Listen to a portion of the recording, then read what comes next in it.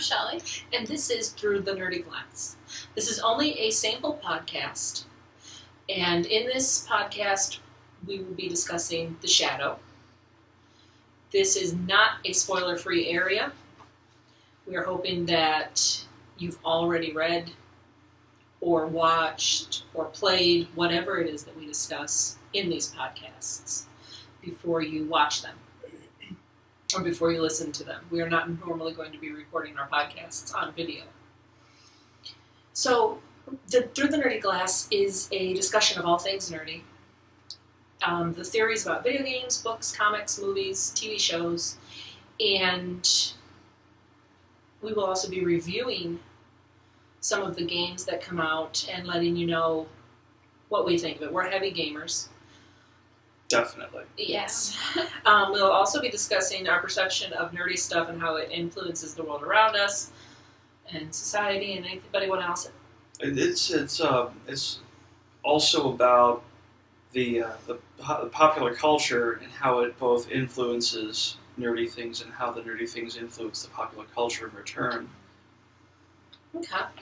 So, this particular sample podcast is going to discuss The Shadow, number one. We chose one that we've already read, one that hopefully you've already seen, or if not, you're okay with us discussing it. And if you haven't read it, I would just go out and get it now because this comic is actually pretty good. It is. It's a dynamite comic. This is the first episode. They are probably, I think it started around the same time that the new Batman did, so they're a good, 30 or so into the story now, so we tried to choose something that we could all enjoy together. This particular one was written by Garth Ennis and art by Aaron Campbell.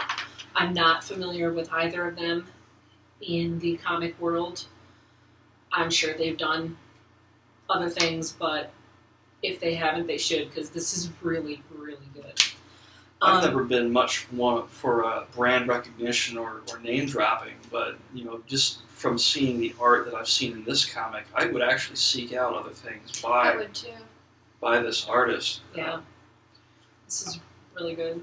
Talent speaks for itself, and this particular comic, very detailed, very realistic, especially for a comic. They pay attention to a lot of the smaller details, which I personally look for in a comic. Yeah. So this particular discussion will be about the role of women, the old Shadow versus the new Shadow, Lamont Cranston's life, attitude of his life and death, and how he's always the Shadow. We will also be discussing just the absolutely wonderful artwork in this particular comic. So I want to start off with the old Shadow versus the Shadow. So I don't remember if the Shadow started off as a radio program or if it started off as Pulp Fiction. But well done by Orson Welles, who is... He was the War of the Worlds. Yeah. But he was... Also known as How to Panic People. Funny story about that, it actually did not cause as many panics as people think it did. No? Really? No. That's apocryphal? Yeah. That was... There goes my childhood. Yeah. Utter BS. I'm not exactly sure where people got that people were panicking about this. They knew it was just a story. Maybe it just made it better. Mm-hmm. Yeah. Anyway, back to the Shadow. Oh, okay. So, the ones that I am more familiar with are the radio ones with Orson Welles. I have all of them on my phone, and I listen to them quite frequently. This is, in the radio ones, we have Lamont Cranston, Margot Lane, Lamont Cranston goes to the Orient, and he learns the power of hypnosis. He is a prequel to what we'll know as Batman, but he will carry a gun, and he will use it if he needs to. But he is definitely a crime fighter superhero. So... I always thought it was a lot more realistic for him to actually use guns rather than... I'm a big Batman fan, a huge Batman fan. He has all of my respect. But, realistically, against guns, bare fists against guns... He manages to pull it off, but I think that the Shadow is a lot more realistic in that approach. Well, you can't see the Shadow. You can see Yeah. Batman, so I don't know why he would really need one. Because if you can't see him, he can, they don't know what to shoot at. Well, I think it adds to the fear factor. Where did the shots come from? Yeah. I honestly can't say that in the radio program I've ever heard him use a gun. I'm sure somebody can let me know how wrong I am on that. But as far as I remember, I don't remember him ever using his gun. Well, I haven't actually heard any of the radio broadcasts, but after having read this comic, I can safely say that I would actually seek that out. Yeah, I have them, so we can listen to them. They're I Bonus. listened to really one good, once. It was great. aren't they? Yeah. So, Shelley, you were going to discuss the artwork of this, and I'm going to thumb through it while you're talking because it's really good. Well, I like the overall change in mood, and the color scheme that goes along with it. It starts off very angry and reds and warm colors, and then as the mood settles and people stop dying, it turns more into cool colors.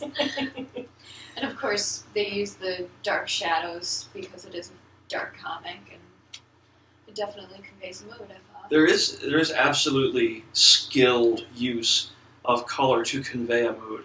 Mm-hmm.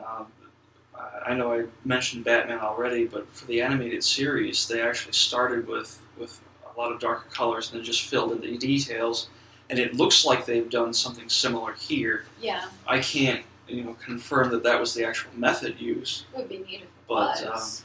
It seems very similar to me, and I think it was absolutely effective. So we know, too, that there's a lot of, red, a lot of one bright color on, Color of passion, color of Yes. on anger, one. So, I mean, what can that... color of vein lubricant, Wow. Gosh. Yeah. What can that tell us about? Well, I thought that in the beginning it was the war times, and he was very angry. I assume it's the people dying all around him, so I think it's more powerful to use the reds than... He should be mad at himself because he killed like a dozen people in that one Yeah. scene. Or if they had green blood, that might not be so... So, David, I think you wanted to discuss... Yeah, the Shadow really does not seem to be too concerned about dealing out justice and taking lives. He, in this comic, he doesn't go after anybody that doesn't deserve it. He actually stops and picks out one of the victims, as it were, and says, "Look, I know you've got a family. I know you're only doing this for money. If you do not fire on me, you can go. I'm going to let you go. Go back to your family, choose a safer job." But then when it comes time to take other lives, he's not too concerned about it. He will kill you if you give him the chance or a reason. There's a cavalier attitude toward life and death in this comic, and he seems perfectly content to risk lifting the veil, as it were, because he does drop hints about people's future. There's a scene in which this lady is concerned about her son, and he says, "Let him be a kid for a little while longer. He doesn't have that long left.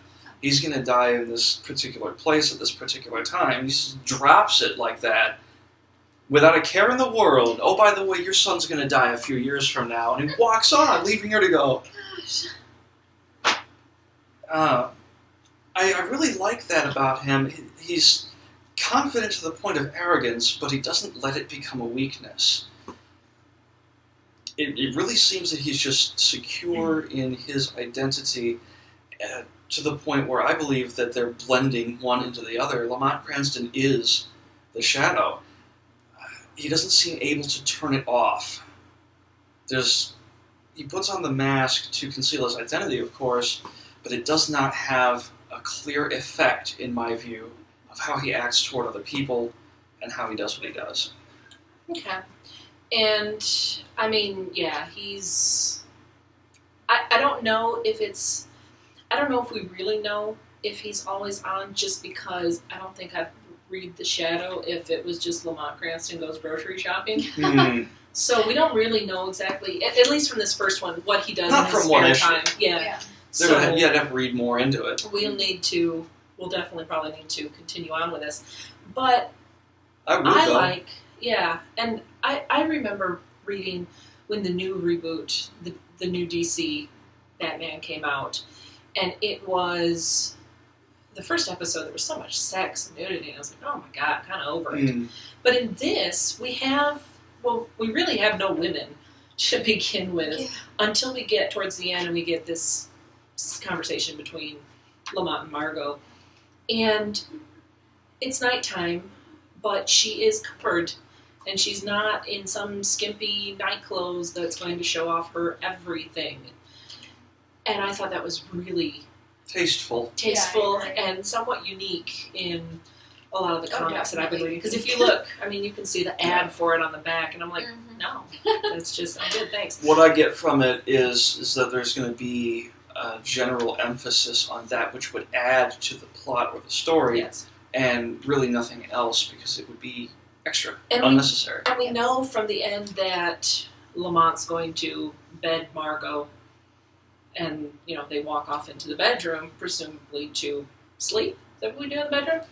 Well, I think, actually, in this case, that might actually be what they're going to do. He doesn't seem too concerned about the fact that he's got her. But and that is, he's got her. He makes no bones about it. He has no compunctions about telling her exactly what she is. No, it actually sounds like they're probably going to be doing something. I was rereading that last line. But either way, we don't see it. It's just, you know. There's no need to. Yeah, and I love that about this comic, about the Shadow, because during this time, yes, Margot Lane was a sidekick. You know, I mean, she was essentially Lois Lane.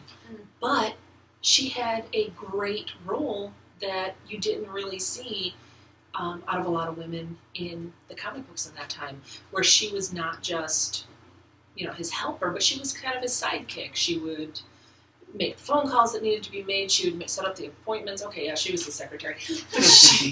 But she also, like, she would put herself in danger, and she would get involved and do things, and he would let her, and I like that. I'm kind of curious to see how far the Shadow's network of helpers goes. I don't think that a person like him would have just one. What I'm getting out of Lamont Cranston is that he would secure a network of informants and use them to further his own goals. So we have to stop because we are actually 2.5 minutes over our 10-minute sample podcast. Sorry about that. I don't know if I'm sorry. But I'm not sorry. I'm not sorry. Yeah, me neither. Okay. We had a great conversation, and if you would like us to continue this conversation, we would too. Okay. If you would like us to continue this, that means it's done. Continue this conversation, donate to our Kickstarter page, and we will be more than happy to post more and to do this until we die. It won't just be comics, it'll be games, it'll be stories, movies, television. All things nerdy. If you like it, chances are we'll cover it. Send us a line, too, because we will definitely take requests. Get us funded. Okay, bye. Bye. See you next time.